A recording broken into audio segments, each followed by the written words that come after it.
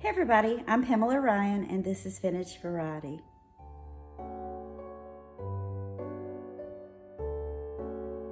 Hey everybody, welcome to Vintage Variety. Today's content is going to be on Siam Sterling, also called Nilo ware. There is a difference between Nilo ware and Siam Sterling, and I will explain that as we go along. I'll also be showing you some pieces of Siam Sterling and Nilo ware from my personal collection. Siam Sterling jewelry is sterling silver jewelry, and it is also enameled, as you can see from this piece here. These pieces of jewelry come in a range of different colors. The most common colors are the black and white enameled pieces. However, they also come in different shades of blue, red, green, yellow. You can also find pieces like this one that have multiple colors on them. This jewelry is made from silver stampings. The pieces would be stamped out and then an artisan would do the finishing work. Some of the pieces like this one are simply silver stampings and there's no extra detail work done to them. But pieces like this have a lot of detail that's been added to them, and this detail would have been added by an artisan. This jewelry was made from sometime in the 1920s or 30s on up until the late 1980s. Soldiers that visited Thailand in the mid-20th century would purchase this jewelry to bring back as souvenirs and gifts for loved ones, making it popular in the 1950s and 60s. Most of the pieces that you'll run across today in antique stores or while you're out thrifting or on many selling platforms are going to be pieces that were made sometime in the 1960s or later. As you can see from the back of this piece, most of the pieces will be stamped Sterling Siam or Siam Sterling. This can be confusing to a lot of new collectors, so I'm going to give you a little bit of background information and history about the country where this jewelry comes from. This jewelry was manufactured in Siam, the country that we today know as Thailand. Thailand was referred to as Siam and its people as the Siam people as early as the 1200s.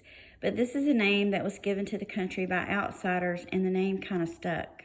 Traditionally, the people of Thailand have always referred to themselves as the Thai people and to their country as the land of the Thai, thus Thailand. Sometime in the 1940s, the country decided to change its name to Thailand.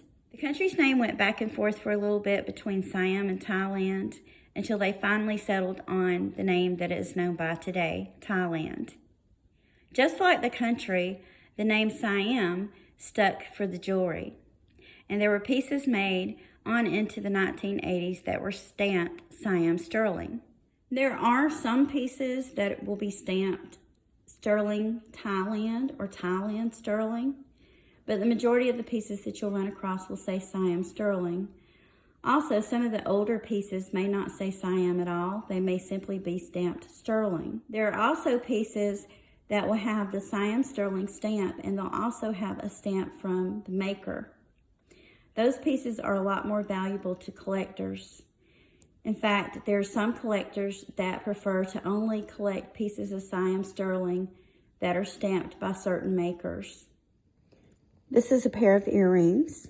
These are clip-ons. You'll notice that these earrings aren't signed on the clip. Stamping will usually be on the earring itself rather than on the back of the clip.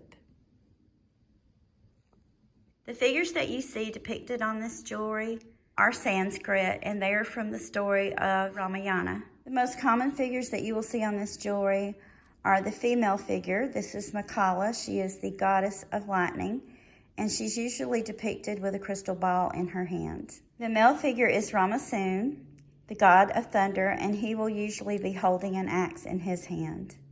Other common figures that you will see on this jewelry are elephants, ships. The little pin looks like a dragon ship.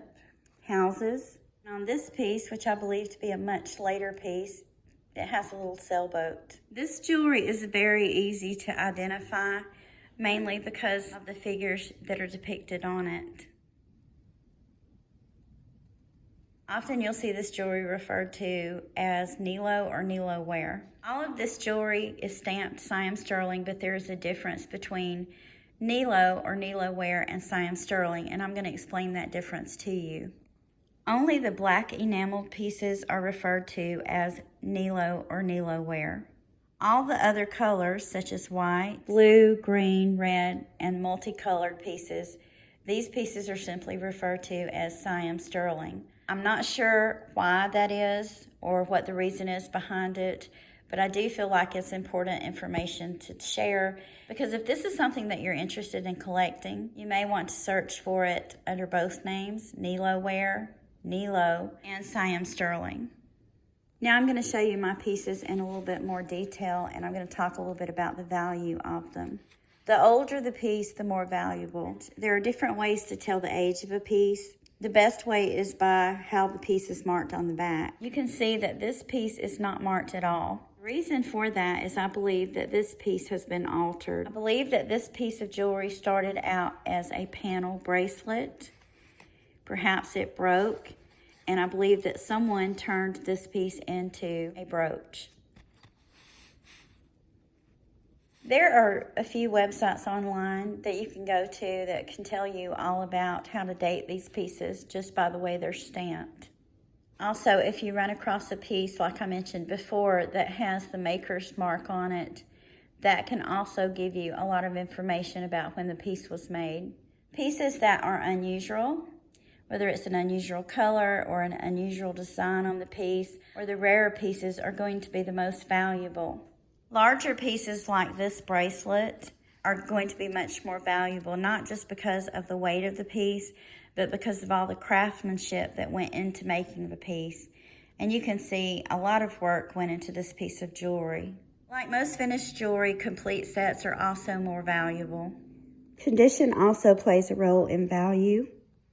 So you want to look for pieces that have no damaged enamel. You can see on this bracelet here that there is a piece of enamel that has chipped off. And you can also see that on this ring. I have two of these rings, and fortunately one of them is in really good condition, whereas this one, a piece of enamel has broken off over time.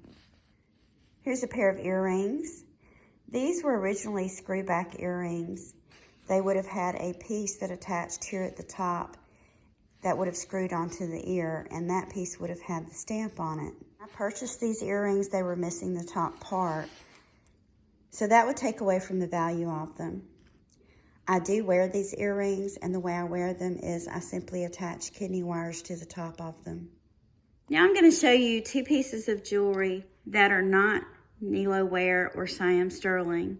And the reason I'm showing you these pieces is that often these pieces will be confused with Siam Sterling or Nilo Ware.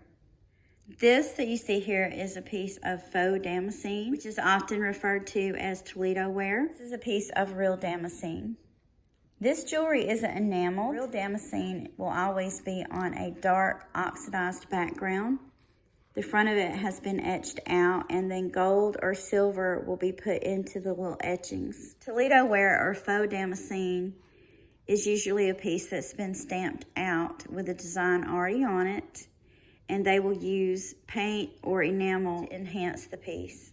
You can also see that these pieces do not feature the Sanskrit characters. The Sanskrit characters on this jewelry are usually a dead giveaway that it is Siam Sterling or Nilo ware. Now, there are pieces out there of this jewelry that don't have the characters on it.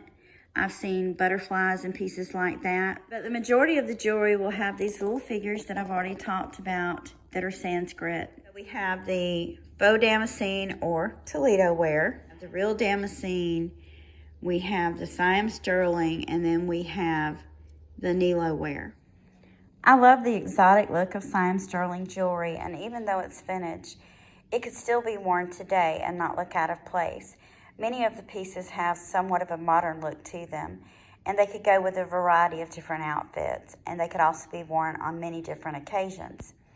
I also think that this jewelry makes great conversation pieces. What do you think? You can let me know in the comments. I want to thank you guys for taking time out of your day to share these treasures with me. I hope that this information was useful to you guys. If you haven't already, please like, subscribe, and ring the bell for notification on more videos about collecting vintage and antique items. Thanks again for watching, and I hope you all have a wonderful day.